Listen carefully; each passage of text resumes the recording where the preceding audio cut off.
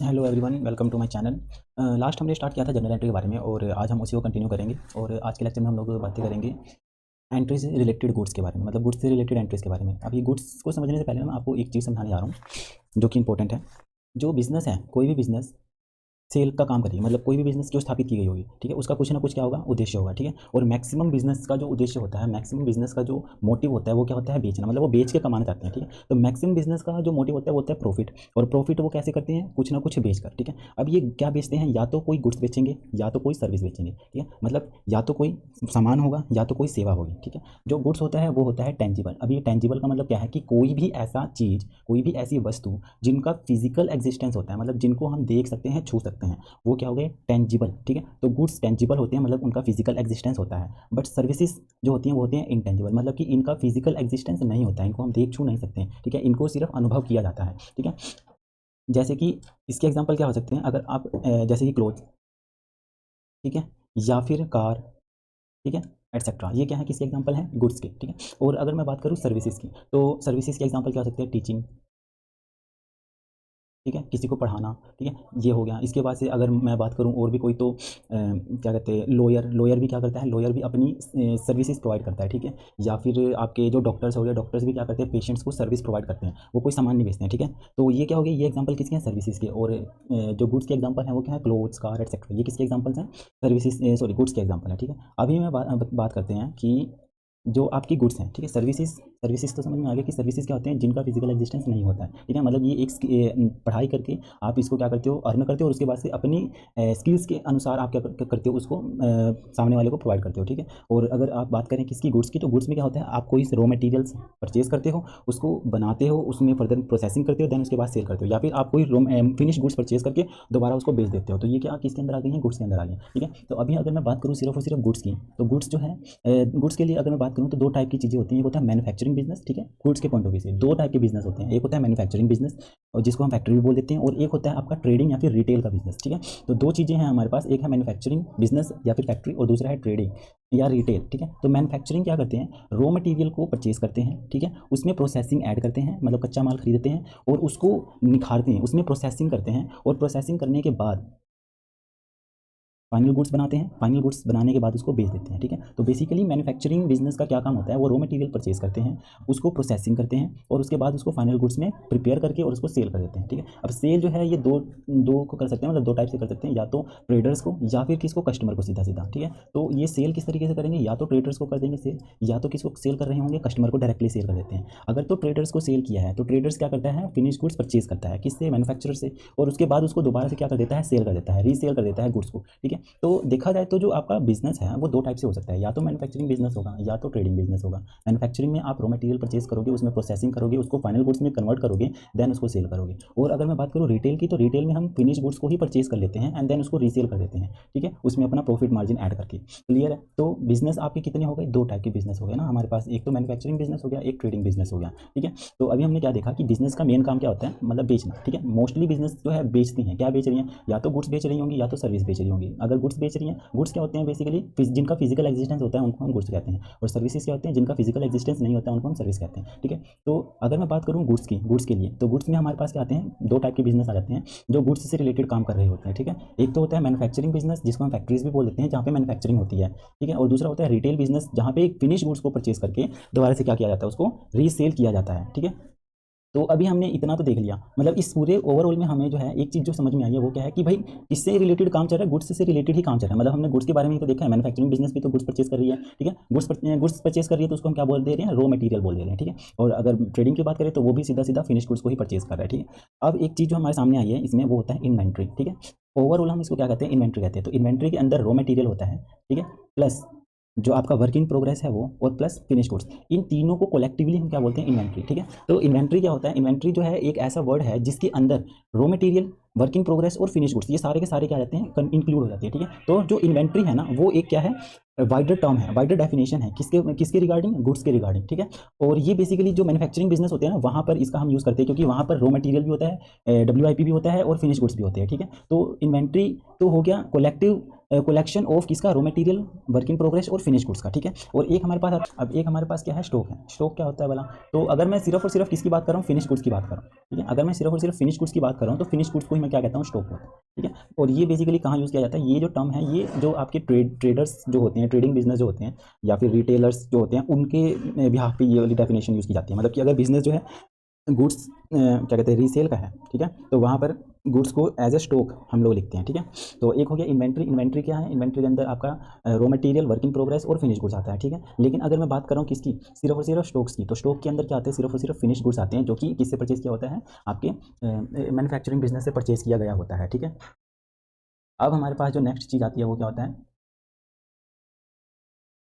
Goods. ये हमने अभी देखा कि भाई पूरे ओवरऑल हमने क्या पढ़ा है, गुड्स के बारे में पढ़ा है, ठीक है। तो गुड्स जो हैं आपके दो टाइप के हो सकते हैं, या तो होगा रॉ मटेरियल, ठीक है, मतलब गुड्स के रिगार्डिंग में बात कर रहा हूँ कि आप जो गुड्स है, अगर आप गुड्स के बारे में अगर हम स्टडी कर रहे हैं तो एक होता है रॉ मटेरियल, ठीक है। ये जो है डेफिनेशन मैं आपको बता रहा हूँ आपके इस क्वेश्चंस के बिहाफ पे, ठीक है। तो गुड्स जो है आपके, गुड्स आप as a raw material purchase कर सकते हो, ठीक है।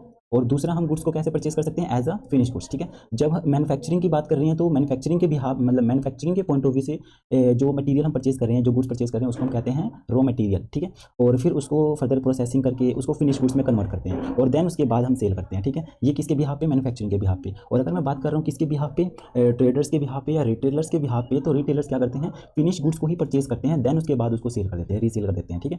तो गुड्स के रिगार्डिंग अगर आप देखो तो दोनों ही केसेस में क्या हो रहे हैं, परचेज हो रहा है, ठीक है। दोनों ही केसेस में क्या हो रहा है, परचेज हो रहा है। या तो आप रॉ मटेरियल परचेज कर रहे हो, या तो आप क्या परचेज कर रहे हो, फिनिश गुड्स परचेज कर रहे हो, ठीक है। तो गुड्स को आप परचेज कर रहे हो और देन उसके बाद आप उसको सेल भी कर रहे हो, ठीक है। तो गुड्स के रिगार्डिंग हमने दो चीज़ें क्या देखी हैं कि भाई गुड्स जो हैं वो परचेज भी होंगे और उसके बाद से वो सेल भी होंगे, ठीक है।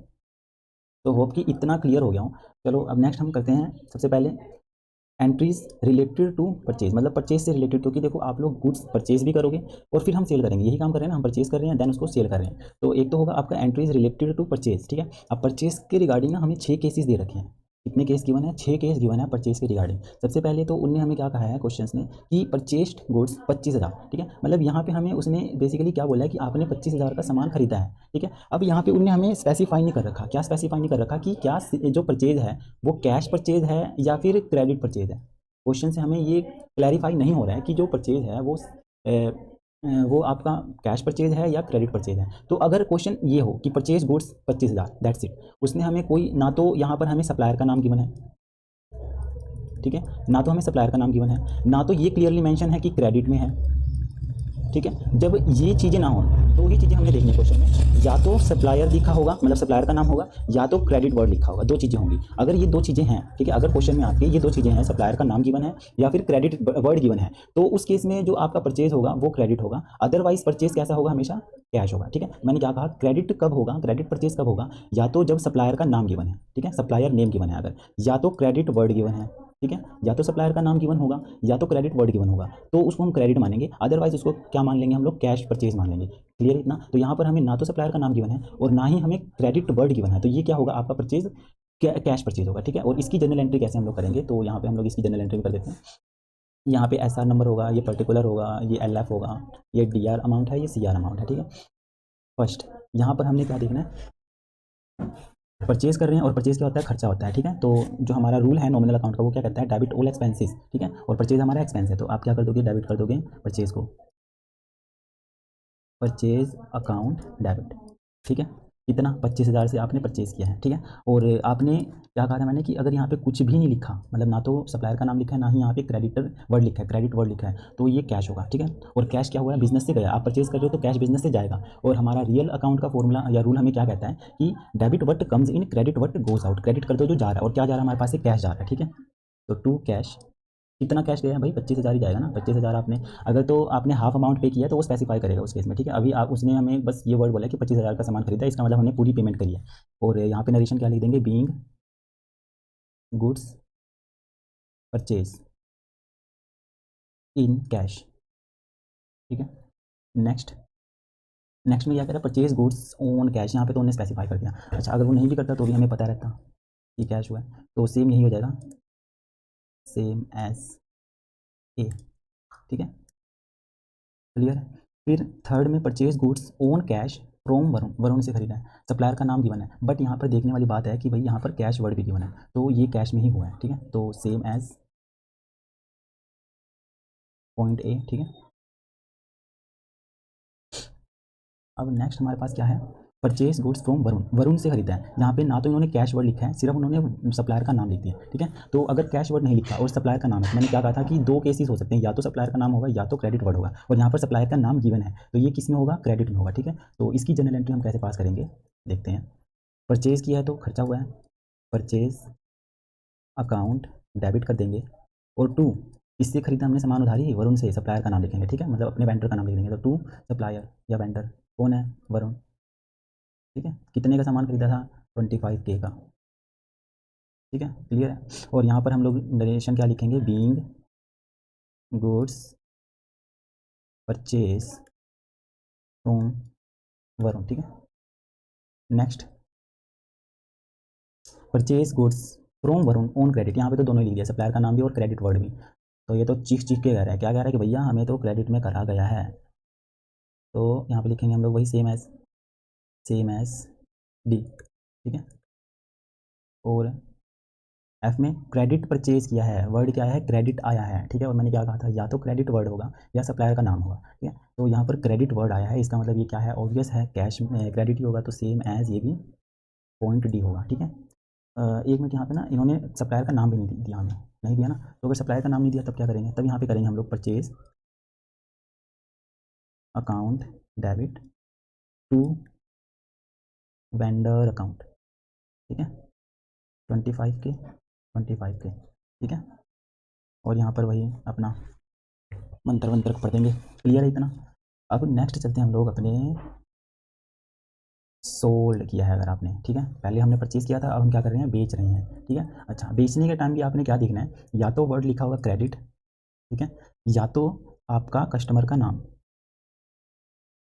ठीक है, या तो वर्ड लिखा होगा क्रेडिट या तो कस्टमर का नाम होगा, ठीक है। तो अगर ये केस होगा तो क्रेडिट परचेज है, अदरवाइज कैश है, ठीक है। तो गुड्स सोल्ड, सॉरी सोल्ड किया है गुड्स 30,000 का, ना तो यहाँ पे क्रेडिट वर्ड है ना यहाँ पे कस्टमर का नाम है, तो हम इसको क्या मान लेंगे कि ये क्या है, कैश में किया है। और अगर कैश में किया है तो एक मिनट, SR हो गया, पर्टिकुलर हो गया, LF हो गया, DR अमाउंट, CR अमाउंट, ठीक है। ए, कैश में हुआ है तो कैश आएगा, debit what comes in, cash आ रहा है, कैश को कर दो debit, cash account debit to, इससे खरीदा है, सॉरी सोल्ड किया है, तो सोल्ड किया है तो सेल क्या होता है, इनकम, ठीक है। और फॉर्मूला क्या कहता है हमें, credit all income and gains, तो टू सेल्स अकाउंट, ठीक है। कितना, 30K में बेच दिया आपने। नरेशन यहाँ पे आ जाएगी, बीइंग गुड्स सोल्ड, ठीक है, ऑन कैश, कैश क्रेडिट जो भी होगा सुविधा के अनुसार लिख लेंगे हम लोग, ठीक है। अब बी पॉइंट में कैश में करा है परचेज, सॉरी सेल, ठीक है, 30,000 का, तो यहाँ तो ये चिक चिक के बोल रहे हैं, तो वही सेम एज पॉइंट ए, ठीक है, वही 30K। फिर सी में sold goods to Happy in cash, यहाँ पे भी वही चिल्ला रहा है कि भाई हमें तो कैश में करा है, तो कैश में करा है तो हम सेम एज पॉइंट ए, ठीक है। डी में sold goods to happy 30K, यहाँ पे कैश वर्ड नहीं आया, ठीक है, यहाँ पे कस्टमर का नाम आया है, और कस्टमर का नाम आएगा तो हम क्या करेंगे, क्रेडिट में हुआ है, ठीक है। तो यहाँ पे हम कैसे एंट्री करेंगे इसकी, कस्टमर मतलब आपने क्रेडिट में बेचा है, ठीक है, तो ये आपका डेटर बन गया है, तो नाम कौन है, हैप्पी है ना, तो यहाँ पे हम लोग क्या लिखेंगे, happy debit sorry to sale account, ठीक है, 30K। यहाँ पे नरेशन आ जाएगी, being goods sold on credit, ठीक है। अच्छा, नेक्स्ट है हमारे पास, इसमें एक मिनट देखते हैं, हाँ, नेक्स्ट हमारे पास ई, sold goods to Happy on credit 30K का, 30,000 में बेच दिया हमने, तो क्रेडिट वर्ड यहाँ पे इनने बोल दिया है, तो हम क्या करेंगे, वही सेम एज पॉइंट डी, ठीक है। और क्रेडिट में अगर आपने बेचा है तो एंट्री क्या करेंगे हम लोग यहाँ पे,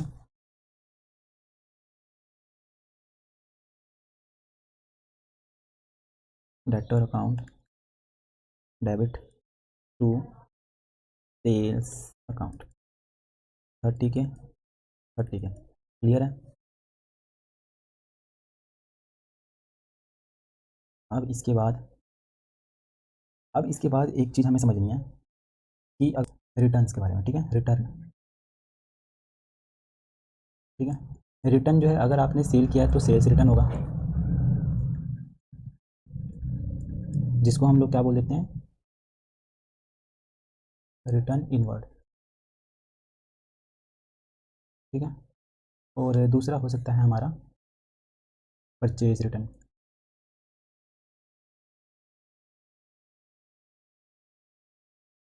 जिसको हम क्या बोल सकते हैं, रिटर्न रिटर्न आउटवर्ड। ठीक है।